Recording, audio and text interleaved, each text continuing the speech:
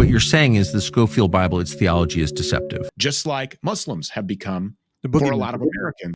It got into the movies. Jihad! What's happening in Gaza? And then it got into the churches. The one guy that you say, we're going to pull him over for speeding.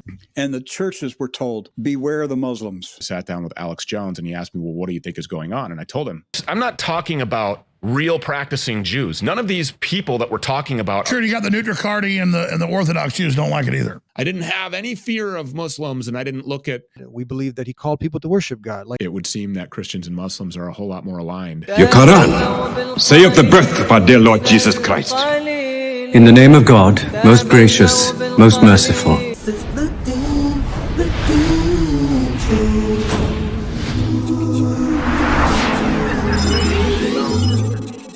This is the Dean Show. This is the Dean Show. This is the Dean Show. This is the Dean Show. Greetings of peace. Welcome to the Dean Show. My next guest, former rapper, bounty hunter, and now a political commentator. He's been a very active, strong voice on what's happening in Palestine. I'm going to go get into this clip with Tucker Carlson, get his reaction to it, and let's get ready to bring out no other than Mr. Stu, who, by the way, is a Christian whose humanity, as you see, is on, and who's been trying to wake up other Christians who say they love Jesus, but are completely silent. And some are actually supporting the modern day G, fill in the blank, genocide that's happening right now in 4K. So let's go ahead and watch this clip, and then we'll bring out our guest. What you're saying is the Schofield Bible, its theology is deceptive. A very wealthy, very charismatic preacher named John Darby came with this doctrine that's now referred to as the secret rapture or the pre-tribulation rapture. And guess who he was connected to, by the way? The Rothschilds. Interesting. Have you ever heard of a Schofield Bible? Yes, I have. Okay, so C.I. Schofield was basically a student of John Darby, and he adopted that part of the doctrine, and he incorporated that into the Bible. It was the first Bible ever made that had study notes with it. It became so popular, every Christian was reading it, every minister was reading it, including me, including my own father. For a long time, that's what we believe too. But when you start actually going back and reading line by line by line what is said that will be leading up to Jesus coming back, which is when the rapture happens, it's the inverse of what John Darby put down. My sense was the Schofield stuff, which has had massive implications for our foreign policy, for example, and in our domestic politics, was probably a lie. Mrs. Stu, how are you? I'm doing well, man. Very blessed. Thank you. It's Rich coming from John Rich, actually. He removed me, blocked me, unfollowed me after I was critical of Donald Trump. I was critical of Donald Trump for a lot of reasons. Obviously, we have our differences, but one of those reasons was because of who he is surrounding himself with. So it's interesting to see him talking to Tucker Carlson in that way. And it's also interesting to watch Tucker kind of act like, oh, yeah, well, I've heard of this, but I don't know exactly what this is. And that's a real big concern of mine, which is what has put me in this real dissident kind of, devil dog, bad boy, untouchable, nuclear personality that's, I'm banned from a lot of platforms, and I'm really kind of shunned. Actually, Tucker removed me from an event in Salt Lake City, Utah that he was doing with Glenn Beck when I wanted to approach him just to ask him if he'd like to be in the upcoming film. So it's interesting to listen to people kind of scratch the surface of these things, but are unwilling to really go all the way there and talk about certain atrocities that are taking place and what we view as an occupation. Yeah, I don't know much about you. I was looking into, I saw some people shared some clips, and I was like, wow, this is a very brave man. He's speaking out on what's, anybody with whose humanity is on, who's creating awareness. And then I watched this little, some of your work, and I thought this would be I've been trying to connect with different Christians to have a discussion, to talk, and to break through some of those barriers that I think they've been systematically set up to fear each other, or to have this fear against the other. We've been portrayed. And I thought this was a good place to start off with this clip, because I think this is kind of from my research and talking to another Christian pastor. I asked him why, when many Christians talk about Jesus, Prince of Peace, love your neighbor, all this love, and where is this coming from now that they're silent on what's happening here? And then he pointed me to this. He pointed me to the propaganda and the Schofield Bible. And saying that Schofield was a Muslim, and basically he tried to turn this around, and he said, I know where they're getting that from. They're getting that from the post-trib crowd is where they're getting that from. And listen, I don't think there's any preacher in here that's ever called Schofield a Muslim, but you know what, if they did, that's being nice to Schofield. Because I think Muslims can still be saved, but Schofield was an uncircumcised devil. He was a reprobate. He was unsaved, and he is burning in hell. And it is Schofieldism that is the basis for their doctrine. It's amazing. He said this in his little video that he put out there trying to mock us. And he said, now I've never read the Schofield notes. I have a Schofield Bible, but I've never read it. Now here's the amazing thing about that. You supposedly believe in dispensationalism. You believe the doctrines that C.I. Schofield taught, yet you've never read his notes? I mean, come on, does not the Bible tell us to prove all things? there's a whole new world opened up. So I saw that many Christians believe this is their part of their creed. They've been programmed. And I thought this is a good place because now we have to get the truth out. And you've been actually talking about this also. This Bible was then spread all throughout America through the Moody Bible Institute, and it became the foundation for the current day evangelical theology. Nobody was aware that this Bible was directly funded by Satanists and that it served the agenda to get Christianity on their side for establishing a new Israel that would become the headquarters of their one world government. And again, I know that all this sounds outrageous to many people who have never heard this before, but you can research this. And I encourage you to do your due diligence. I've studied this for decades and I know what I'm talking about, but it's very difficult sometimes when you talk to people who are not informed, who have simply accepted a certain mindset, who have blindly believed that, and who repeat it to everybody else without ever doing their research. Yeah. I think it's really important because when you look at the largest swath of the American, we'll just call it electorate or population, you're looking at Christians. I mean, this is a Christian country. It was founded by Christians. It was founded on biblical values, being morally upright, being spiritually connected, being followers of Jesus Christ, our Lord and Savior. And so when you're going to target a group of people, if you have your sights set on some sense of normalcy, if you need to destroy something completely, you have to go to the core of that largest group of people. And so this has been a centuries-long, at least minimum decades-long operation to also occupy the church. And so you have these non-denominational Protestant evangelical faith leaders, pastors that are preaching this from the pulpit. And they're saying, you know, the turn the other cheek, the lukewarm kind of love your neighbor, peaceful message, but they omit the fact that Jesus Christ braided his own whips and went into that temple and flipped those tables and chased those money changers out, who he referred to as the synagogue of Satan. And so I think that it's really important to really address what that means. When Jesus Christ comes back, he's not coming back to bring unity and to make sure that everybody sits down and kumbaya. No, he's coming back specifically for division. He's coming back to promise eternal life to those who follow him. And to touch on your earlier point, he told us, Jesus Christ told us, that if we should follow him, we will be of the most persecuted on the planet, the most persecuted in all of the world, that we will be killed, that we will be martyred, that we will be chased down, that we will be imprisoned, that we will be tortured, that we will be beaten. He told us all of these things, but he told us to be steadfast in our faith and to continue to follow him. He commanded that, to pick up the sword and fight. And so that's what we're doing. And this comes with a lot of truth. And I mean, the gospel and the word of Jesus Christ is really the only thing that I fully trust today. I don't trust anybody. I have a hard time trusting myself with decisions on some days.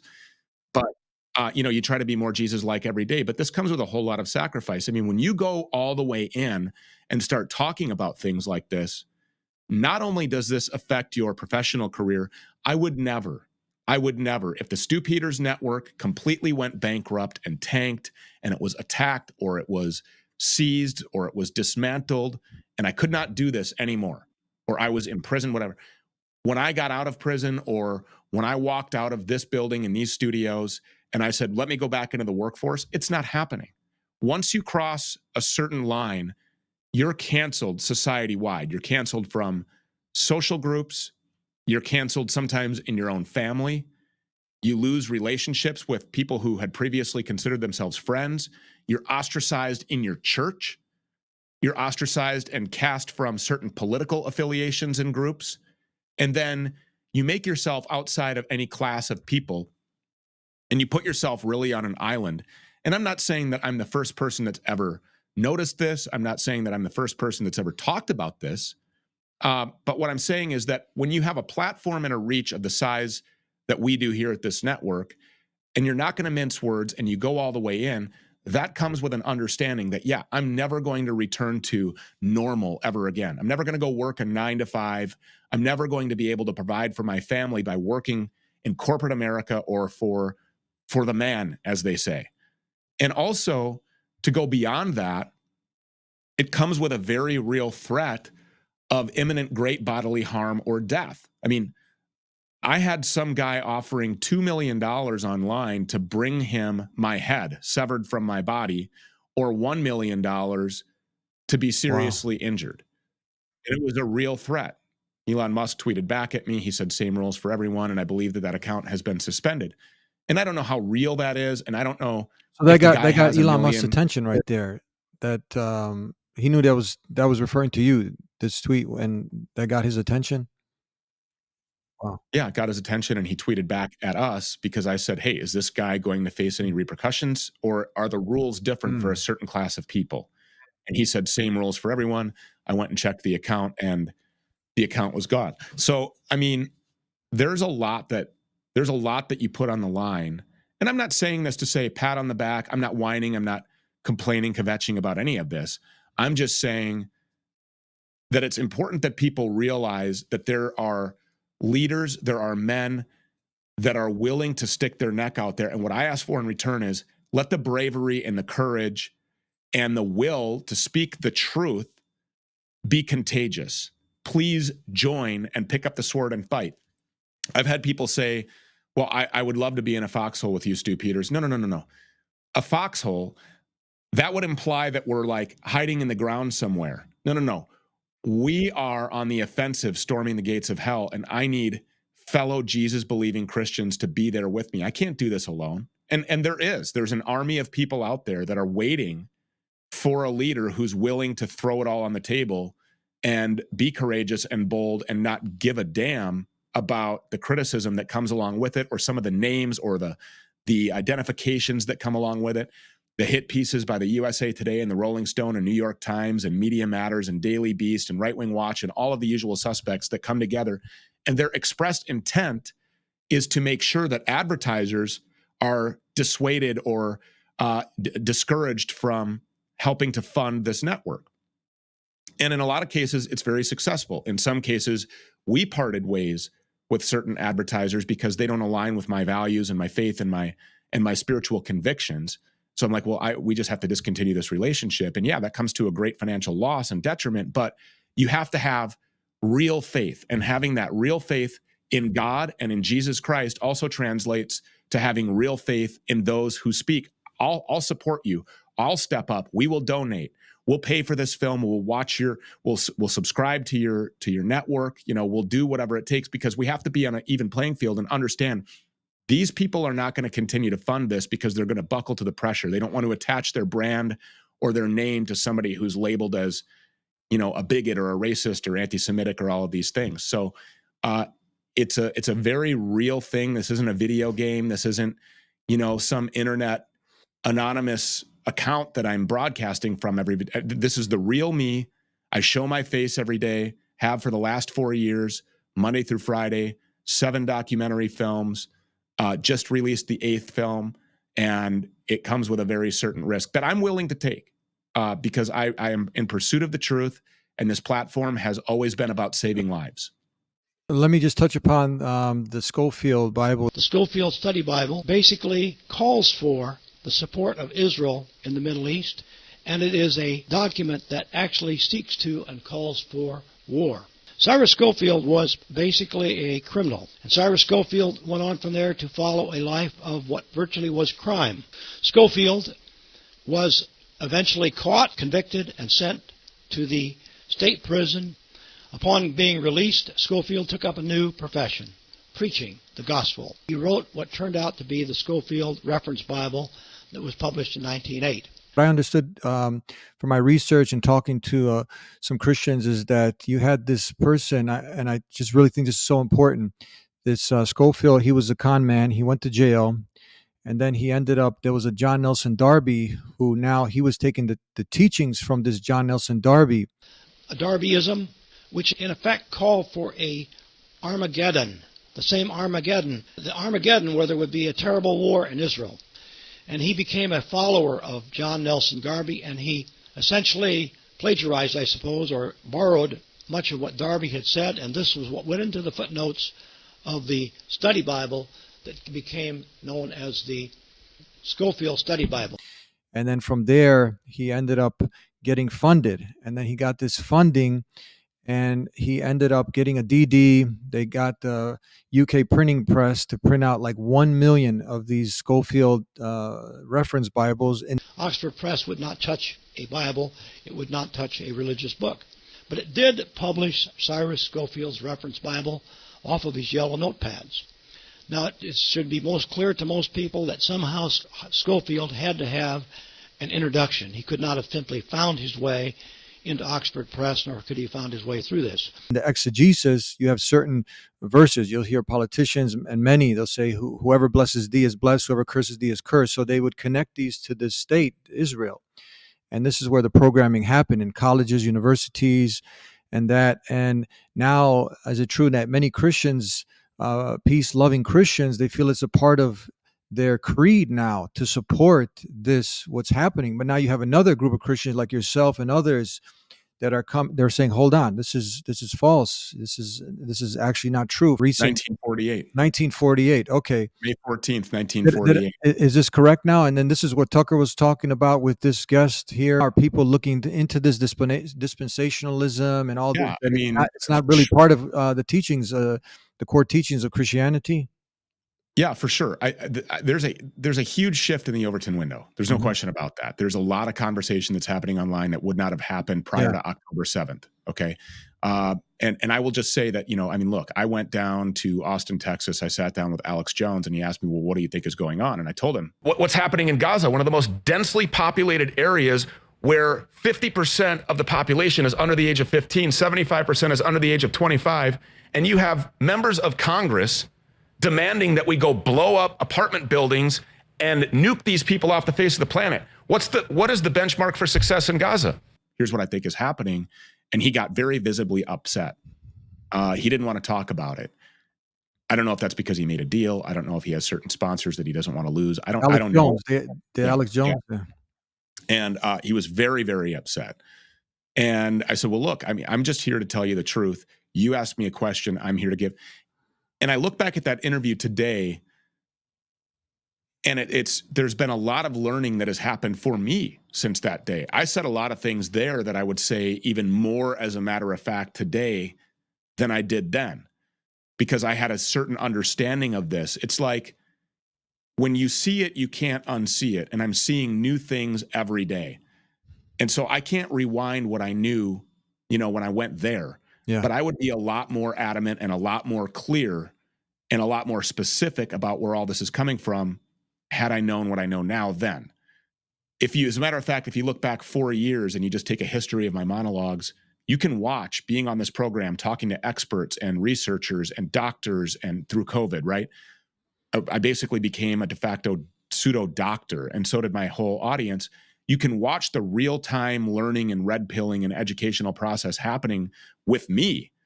And then I'm just relaying that to the audience, and I'm showing them and I'm encouraging them, do your own research. Don't believe everything I say. Now, as far as it relates to this, whole idea of the Schofield Bible and this nation state of Israel, and, if you bless these shall be blessed, and cursed, and et cetera. That is part of what I was talking about originally, which is identifying a large group of people. Obviously, the Muslim faith is the largest, and then Christians, 2.4, I think, billion worldwide would say that they identify as a Christian. So it's a very large swath of people. And so the way to attack them is through this psychological deprogramming and reprogramming in this operation, where you compare something biblical, a word in the Bible, to something that you then form in real life. A arbitrary set of borders plopped in the Middle East on May 14th, 1948, with the declaration, this is what we're going to call this. Well, who then can question it or, God forbid, criticize it? Because now you have the Schofield Bible indoctrinating teachers, these pastors from the pulpit, shaming you and telling you, no, you can't talk like that about this land, about this place, or about these people, because they are chosen, and this is the place of the Bible that God and Jesus were talking about. When in fact, it just absolutely cannot be. It just doesn't even make sense. But the lack of cognitive, independent, critical thinking is then replaced by social norms and acceptance, particularly as it comes to something that someone feels may impact their connection to Jesus Christ or their shot at eternal life in heaven. Nobody wants to risk sacrificing that. You know, the more I read the Bible, the more I know I don't want to go to hell. And so I can empathize with a lot of people feeling like that. But this is the same group largely. I would say that it is, people my age and younger who are really shifting the Overton window, really having the conversation, really want to know the truth, and really are digging and researching on their own and learning these things and then having the conversation, exposing a lot of things. But I think that the people who have their ears plugged and their eyes closed and they don't want to hear this are the same group of people, and there's going to be a lot of people that are upset in the audience about this, that have led us into this situation by apathy and complacency, and that's the boomer class, the boomer generation. Boomers largely don't want to hear this. They don't want to offend people. They don't want to step on somebody's toes. They don't want to go astray from whatever their pastor is teaching them.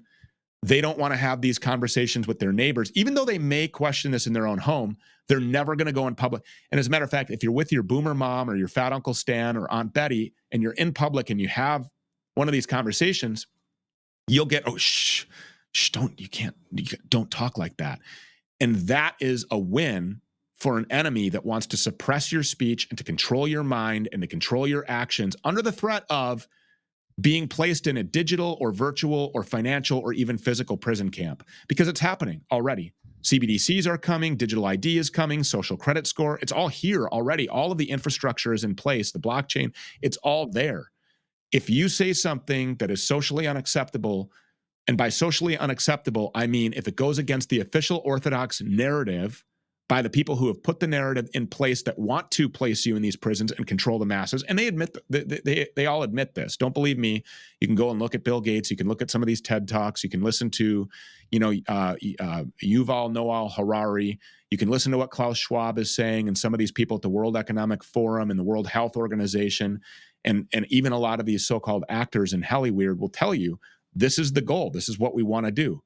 Whatever you want to call it, whether it's Agenda 2030 or New World Order, read the book Behold the Pale Horse, the Great Reset, the Fourth Industrial Revolution, whatever you want to call it, give it whatever fancy name you want. What it means is when they tell you you'll live in a pod, you'll eat bugs, you'll own nothing, and you'll be happy, why don't we just believe them?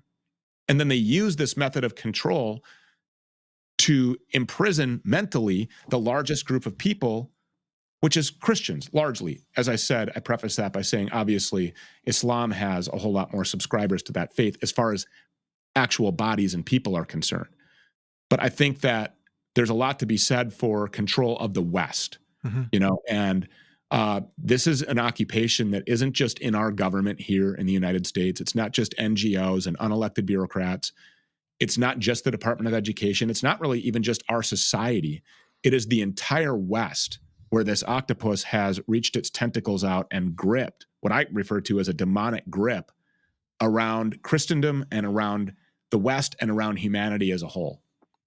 Recently, you had one of the highest courts, I believe, is the ICC, and it put out a warrant for the head of state in this country that's committing this modern day Holocaust genocide. I want to get your reaction to this clip where you have the PBD discussing this, the very well known podcast with Patrick and David, and get your feedback on this. Yeah. So one guy that you say, we're going to pull him over for speeding because, you know, he's done some things and these are war crimes. Some civilians have died. These are war crimes. The one guy the ICC wants to pull over is Netanyahu. Shouldn't there be a long list of other people from Iran and Syria and some other locations? Really? The one guy you want to pull over? And then the UK says, we'll back it up, but you got to remember who's speaking and who the UK is. Your response, what do you think? Well, I don't know what he means by you have to remember who the UK is. I'm assuming that he means that there have been a lot of Muslims that have migrated to London. Mm-hmm. You know, what I would say is this. There's this narrative that this nation state was somehow against their will forced into this, which when you look at the facts is just completely contrary to what the truth is. And this war is a proxy war. I'm trying to be as careful as I can here because I know that you have a YouTube audience and I know what happened to me on that channel and on that platform. I'm trying to be as careful as I can here. And, but I will just say this, is that the official Orthodox narrative about what happened on October 7th can be debunked very easily. And a lot of it has been. And there have been a lot of videos that prove that the message of this nation state is contrary to the truth. It can also be proven that there are war crimes that have taken place, and it can be proven because the state actually posts these war crimes and activities on their official government channels on X. And we are watching that effect be to the detriment sometimes of the lives of young children and innocent people and women who don't have anything to do with this so-called terrorist organization that, by the way, they funded and created. Okay, so a lot of people don't know that. And, you know, this terror network was created by this nation state, much similar to ISIS, which was, you know, a creation of the U.S. military intel apparatus and funded by the taxpayer. And so my reaction to this is it's incredible to watch people tiptoe around this leader and this nation state. If this were any other faith, if this were any other country, if this were any other leader anywhere that was carrying this activity out, they would already be, if we lived in a serious world, they would already be before a court. They would already be in custody. They would already be facing, upon conviction, extreme accountability. And so it's really amazing to watch as people like Patrick Bet-David with platforms of that size just come completely occupied and overtaken, and you know, it's been compromised. He has been compromised. Here's some of the if you look at some of the comments, it's very interesting here. You go and see these guys, sometimes they're right and reasonable, and sometimes they're just clowns. Another one, this episode is full of BS by PBD. And I personally know Patrick. I visited there. He was a very nice man, and we had a great time together. But I relate to some of these comments because he's got a lot of good things that he talks about. When it comes down to this, it seems like these comments are right on. If you just look at some of these, yeah, I would say that a lot of that is very accurate. There's another very accurate comment. Yes, I mean, look at this. I mean, and you have to give a lot of credit to the viewers who are picking up on this, and they're seeing this. I mean, it's right out in front of your eyes. So anybody who denies this and puts the scales over their eyes or allows them to remain is really doing themselves a disservice, because they're not being honest with themselves. They're not being honest with the people around them. And if you're not being honest and you know what the truth is, well, that's a lie and that's a sin. Mm-hmm. And so you're really not following biblical principles, and you are not honoring your relationship with Jesus Christ or the commandments set forth by God. And that's a really dangerous place to be, especially from these faith leaders who stand behind pulpits every Sunday or in some other denominations, other days of the week, but stand before a flock of people who they are knowingly leading to the lake of fire.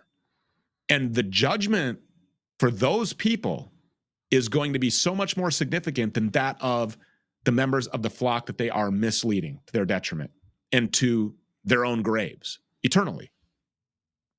I want to get your reaction to this. Is a pastor, Rick. He's a senior pastor, and he's very outspoken also on this. And I asked him a question regarding this hate of Muslims and Islam, and this is what he had to say.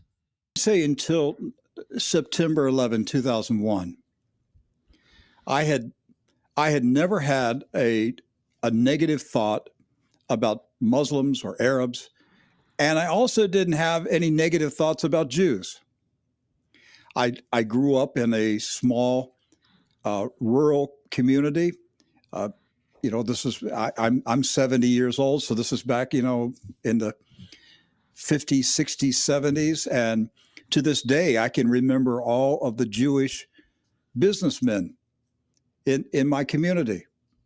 I know the retailers, the doctor, everybody, the jeweler, and we were all friends. When 9/11 came, the American news media was weaponized, and it came at us from every direction that Muslims had invaded America and they were going to kill us. And the American people were very afraid.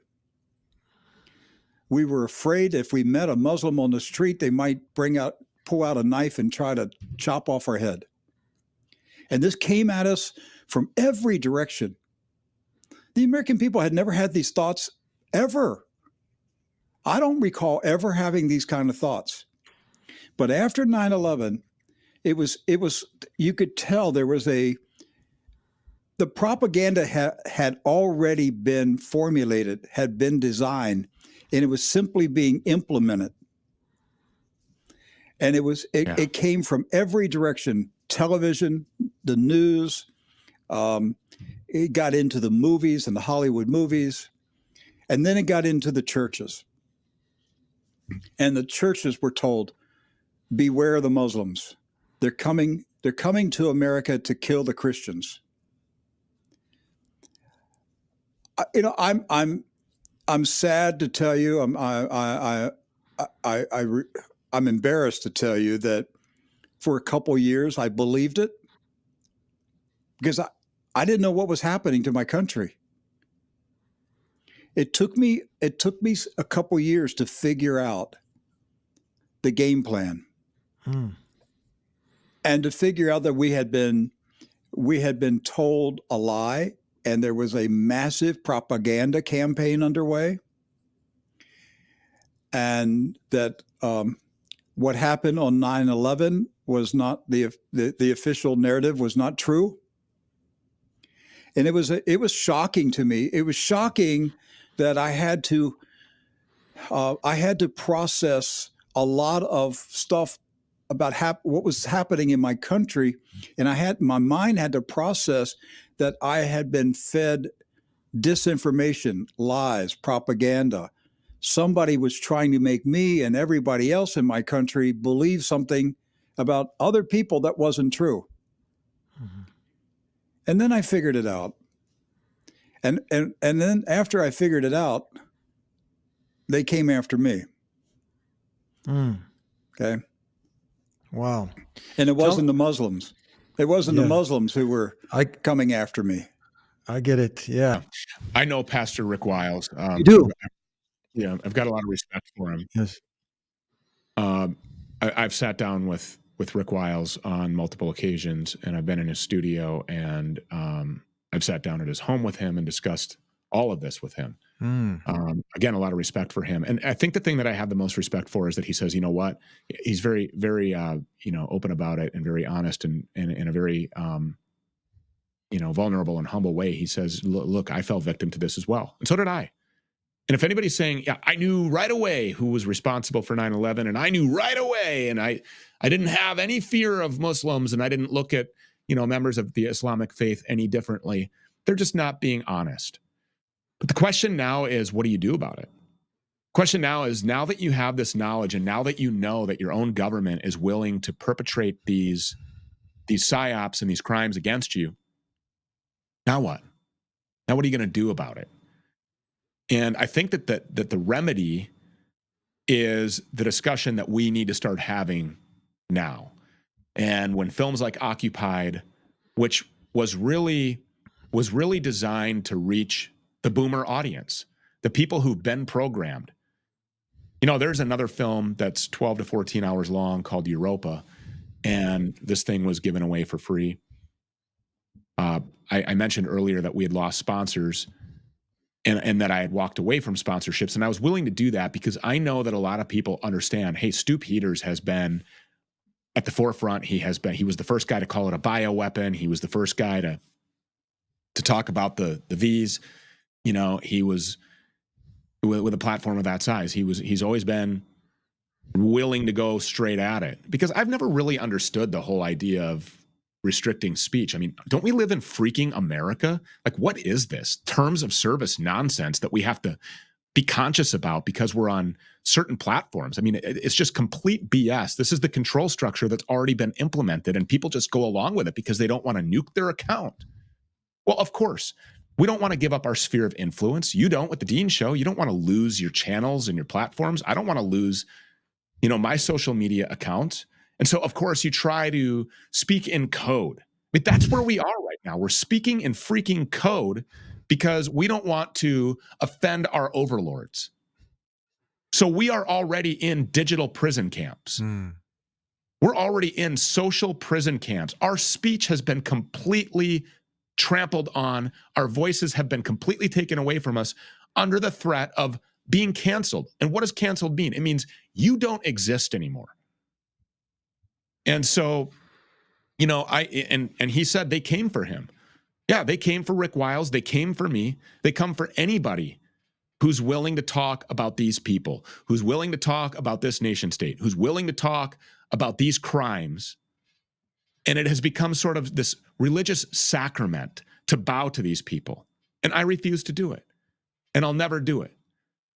With respect, of course, to your platform, I'm being very, very cautious. And I will do that, of course, because I promised to do that. But I just think that people really need to not believe me and not believe Rick Wiles and not believe people like Patrick Bet-David. You need to go and do your own research. And one of the things that I suggest you do is watch Occupied. Now, I recently made the decision. At first, what I did is I required a membership or a subscription, which is very reasonable. It's $9. Look, I'm walking away from certain arrangements. Look, people are walking away from me. We're a family. We're an army. We have to support one another. Our own ecosystem is very important. We have to do that. That message is very clear. Everybody understands that. Nobody has a problem coming and paying $9 a month or $90 a year or doing one-time donations to help support the work that we do, because we show up every day. We give films away. We do all these things. I didn't have billionaires lining up to sponsor Occupied for obvious reasons. I didn't have corporate sponsors lining up to be sponsors and endorse this thing for obvious reasons. Okay, so we had to fund it ourselves. So I made the decision, okay, well, it's going to be required that you are a subscriber in order to see this. So if you're not yet a subscriber, go and subscribe and you'll be able to watch the film. Well, there was a lot of pushback on that, and a lot of it was credible. And a lot of that credible pushback was, look, the film is intended to reach a specific audience. These people aren't going and just signing up for the Stu Peters network. They don't even know what a Stu Peters is, a lot of them. They're not going to some weird platform and putting in their credit card information so that they can watch this film that inherently just goes against all of their core beliefs because they have been so programmed. Why would I ever go pay to watch that? I don't want to watch that. But if you make it free and then say, okay, I'm going to put my faith in God on this one, and I'm going to put my faith in these people who have said, Stu, we will support you. And you go ahead and just say, look, I'm going to release this film. Here's where you can go and support me. I want you to take this to your fat Uncle Stan and to your fat Aunt Betty and to your mom and your dad who have the Schofield Bible indoctrinated pastor, and they go to church every Sunday at their non-denominational Protestant evangelical church, and they go and participate in this religious sacrament to bow to these people and close their eyes and ears off to anything else. This is the greatest introduction that's irrefutable, it's indisputable, it's factual, and it's backed by all of the evidence that these people say in their own words. And go and show this film. So I've made the decision that we're going to make the film free, and I'm trusting in God, and I'm trusting in everybody who said, look, we will support you to actually do that. Wow. Because every army needs financing. Every army needs funding. And every army needs resources. And if we deplete our own army of resources and funding, what do you expect is going to happen? Well, you're going to lose the battle. And so I think that there is an understanding, and I think that people largely do really get that. And so we're just going to put our faith in God, and we're going to put our faith in these people, and we've decided that we're going to release the film for free. Oh, occupied. Beautiful. God bless you. Before we conclude, I wanted to which also, by the way, if you don't mind, yes, which also is available on Blu-ray or DVD. It's available in 31 different languages. It's available in the English censored version. If anybody doesn't like the F word, when Dan Bilzerian is saying the F word, or Ken O'Keefe is dropping F-bombs, and they don't like that, and they'll be hyper-focused on that rather than what the message is, it's also available in an English censored version. So if you go to our store, which if you don't mind if I plug it, the spnstore.com, it's right there, or occupiedstore.com. You can get it on Blu-ray and have a physical copy, which I think is really important, given that the internet obviously has an electronic kill switch. So any support you want to give, if you do want to do that and go buy it and have it on, or any donations, we would really appreciate it. But the film is free, occupiedfilm.com.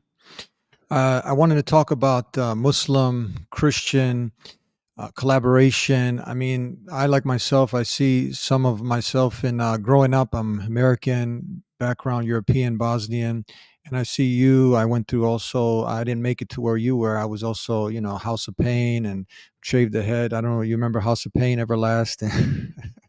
The rapping, and Yes. you have that ambition, you want to be a rapper.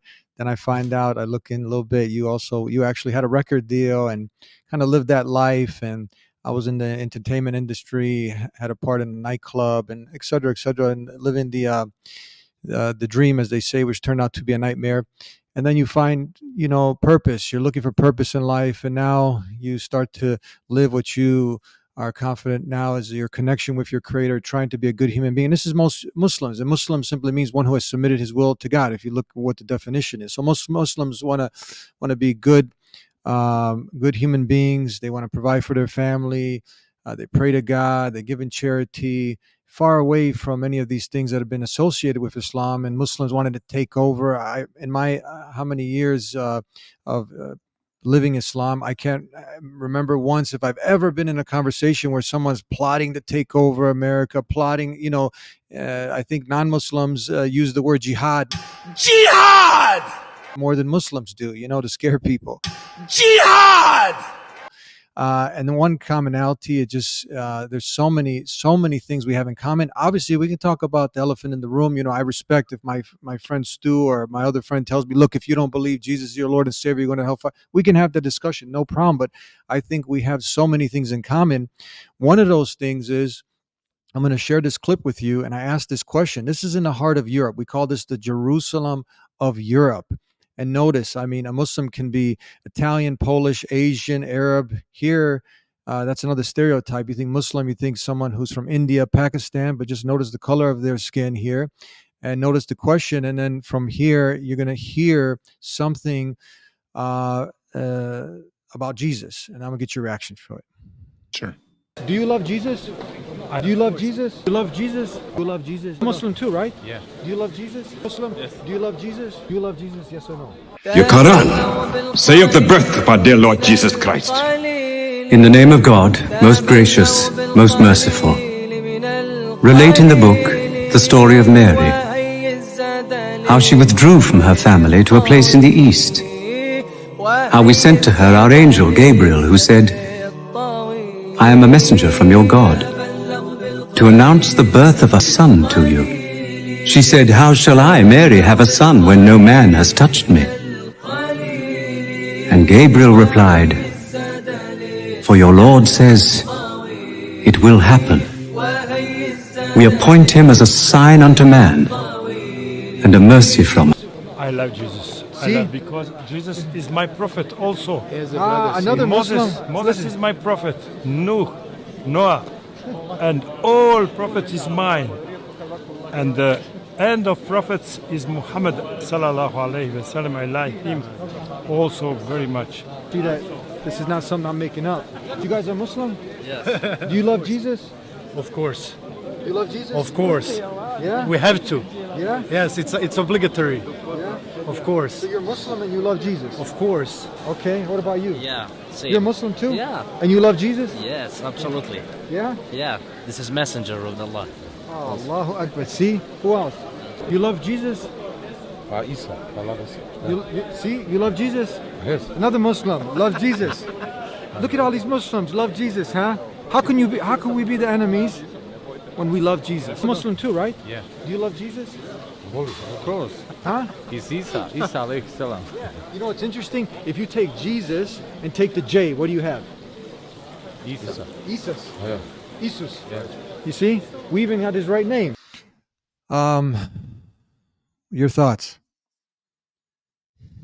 Oh, I mean, look, I haven't studied the Quran, and I don't know everything that there is to know about Islam and the Muslim faith. I believe that what is accepted by Muslims is that Jesus was a prophet. Is that right? Yes. We're confirming actually if there's many verses in the Bible where he's called a prophet. Many. You can go in and this is what we confirm. Now, obviously, we don't believe that he's literally he's God. We believe that he called people to worship God, like in the Lord's Prayer or our Father. And that's where we differ. Yeah, so we differ, but you have people in their own houses, Democrat, Republican, they differ on some things, but they're still family. We're the family of humanity.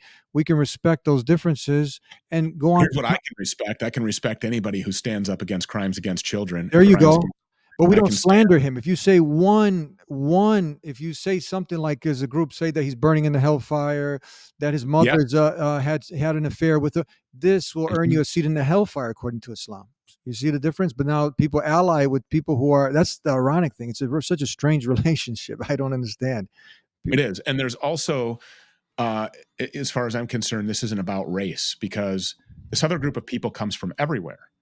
This is about a very dark, spiritual, what I would refer to as demonic grip. Yeah.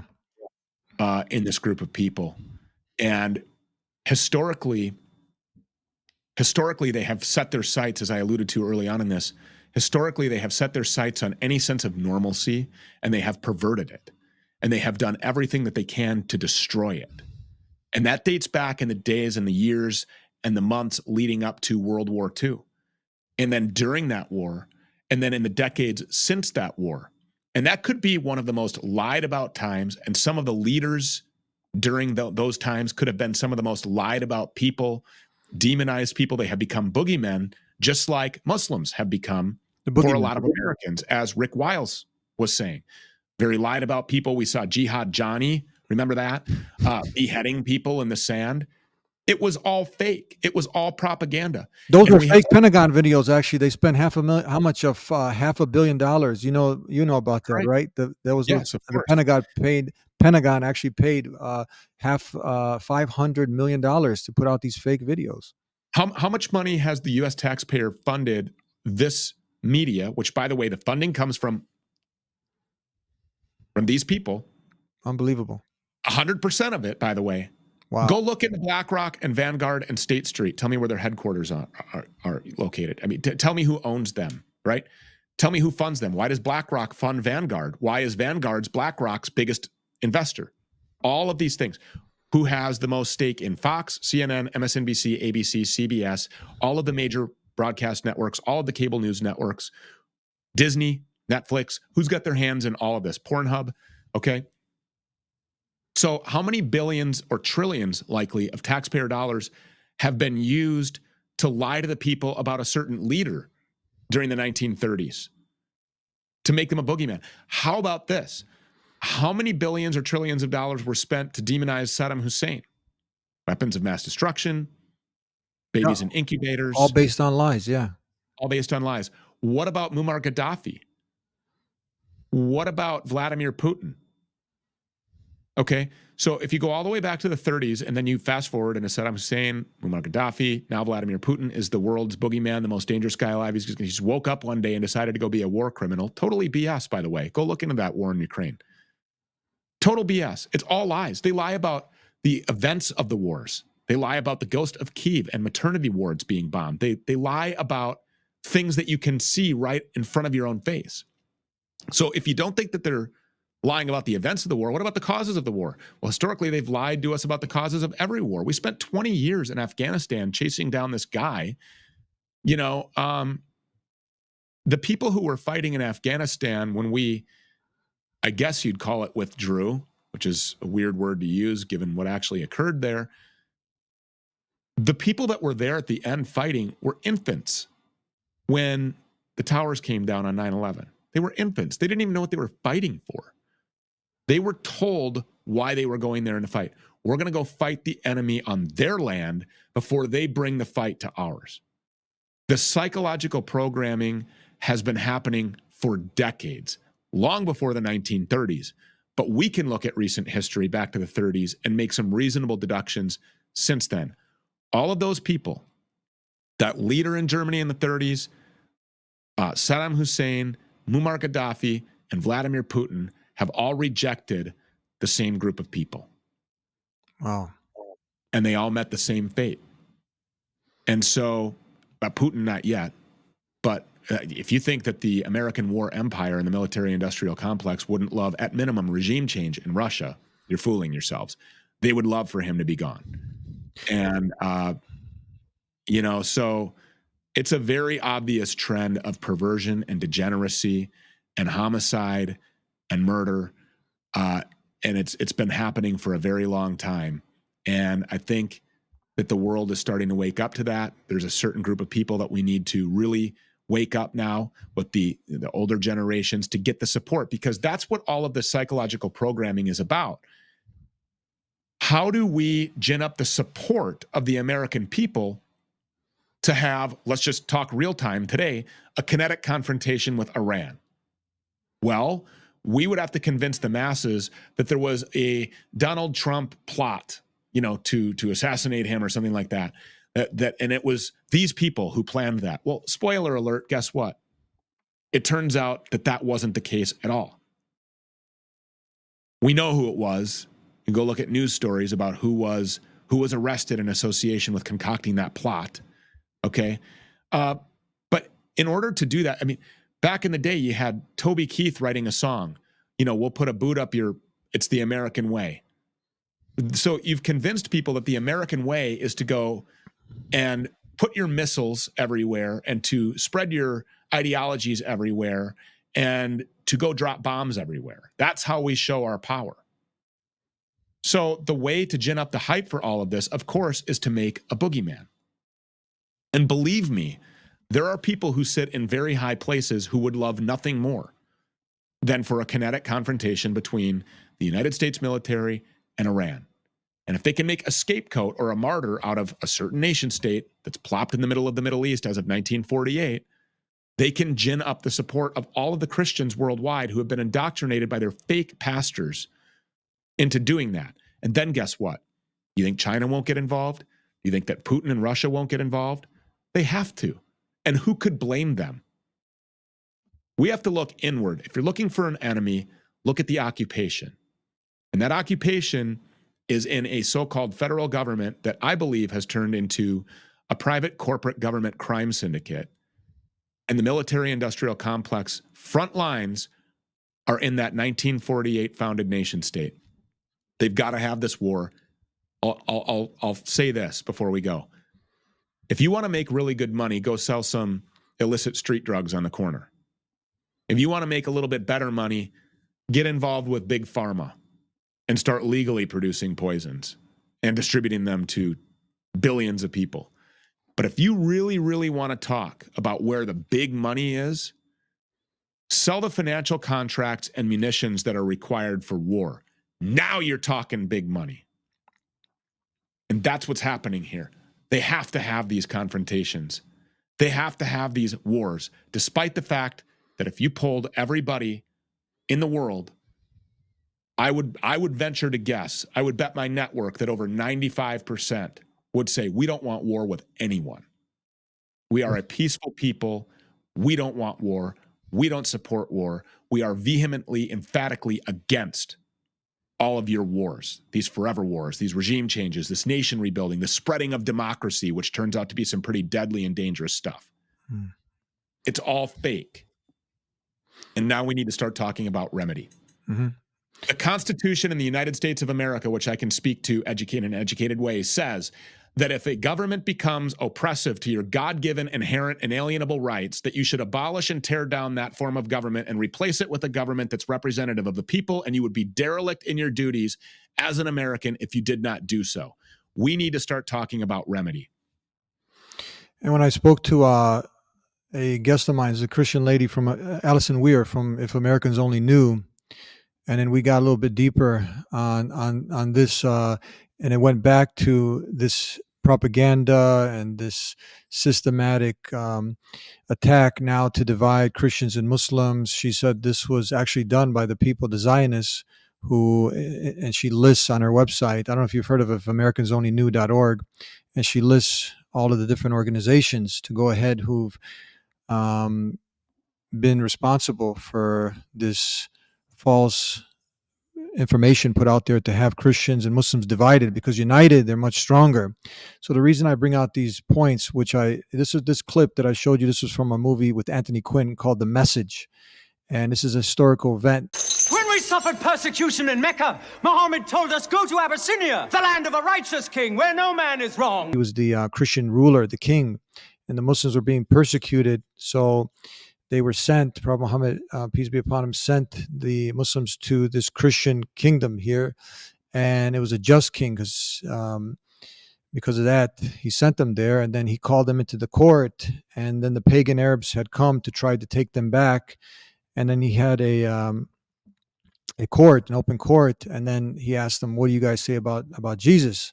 And then this was a verse that it's translated in English, which he had recited. Relate in the book the story of Mary, how she withdrew from her family to a place in the east, how we sent to her our angel Gabriel, who said, I am a messenger from your God, to announce the birth of a son to you. She said, how shall I, Mary, have a son when no man has touched me? And Gabriel replied, for your Lord says, it will happen. We appoint him as a sign unto man and a mercy from. So I think this is very powerful when you see the love and reverence that Muslims have for Jesus. I think this is a great starting point. There's even a chapter in the Quran named after his blessed mother, Maryam. We have obviously something that we disagree on, but we have a lot more in common that we do agree upon. And I think united to tackle many of these social ills and many of the things you're talking about, we're stronger in this essence. And again, we don't have to get together and sing Kumbaya and compromise our religious beliefs. But if we work together, we're stronger to tackle many of these social ills that are destroying society, our family, and our country. Yeah, I mean, look, this is just a war of good versus evil. And I think everybody here has been able to identify a common enemy. And, that's a good starting point, I think. And you're right. I mean, I'll never compromise in my faith, and I would never ask you to do that either. But I do know a very obvious enemy when I look at it, and that enemy isn't just coming for me, and it's not just coming for you, it's coming for us. And so, of course, there needs to be an alliance. There needs to be a good versus evil. You have to pick a side. Which side are you going to be on? And from what I see right now, it would seem that Christians and Muslims are a whole lot more aligned in this particular war than in any other previous. And I'm glad to see the Overton window getting smashed in that way. StuPeters.com. We've got it all figured out. We'll just go to StuPeters.com. There's buttons right at the top. Grab it, share it everywhere. And please buy it on DVD or on Blu-ray as well. It's a great way to support us. Go to OccupyedStore.com for that. Thank you. God bless you. I cannot leave without giving you a gift. If you're not yet Muslim and you're tuning in to see what these Muslims are talking about and you like a free copy of the Quran, go ahead and visit TheDeenshow.com. We'll take care of the postage and everything and get it delivered to you. And if you still have some questions about Islam, call us at 1-800-662-4752. We'll see you next time. Until then, peace be with you. Assalamu alaikum. And if you like this episode of The Dean Show, like this video, share this video far and wide, and support us on our Patreon page so we can continue this work. Thank you for tuning in. Peace be with you. Assalamu alaikum.